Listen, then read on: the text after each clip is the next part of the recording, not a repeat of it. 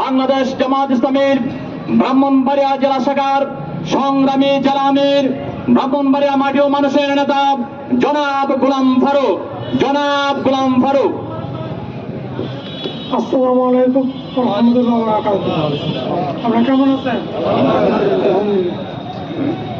আজ 16ই ডিসেম্বর, অনেক কাঙ্ক্ষিত দিবস এটা, কিন্তু বিগত দিন আমরা এটা উদযাপন করতে পারি নাই।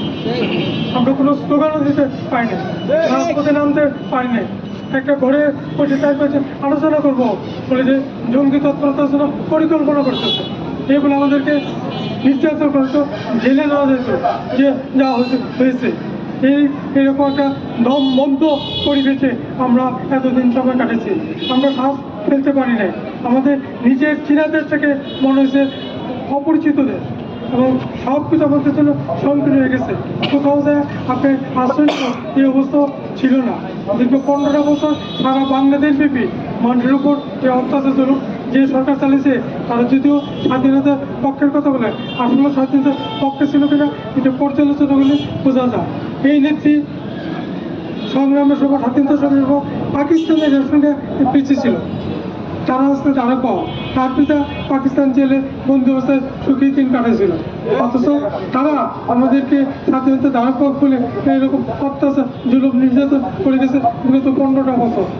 আমাদের রাজনীতিবিদরা আন্দোলন করছে, কিন্তু আমরা সাকসেসফুল হতে পারি নাই। ছাত্র আন্দোলন করছে, ছাত্ররা সাকসেসফুল ধার করতে নিয়ে গেছে। সবচেয়ে বড় কথা ছিল আল্লাহর মঞ্জুরি ছিল। আল্লাহর মঞ্জুরির ভিত্তিতে কিছুই হয় না।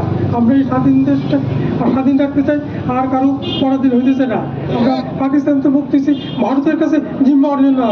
ভারত আমাদের প্রতি যে অত্যাচার করতেছে এবং এখনো তার ষড়যন্ত্র অব্যাহত রাখছে, কাজে আমরা একতাবদ্ধ থাকবো, ধর্ম নির্বিশেষে, ধর্মপূর্ণ নির্বিশেষে, এবং আমরা সবাই বাংলাদেশি।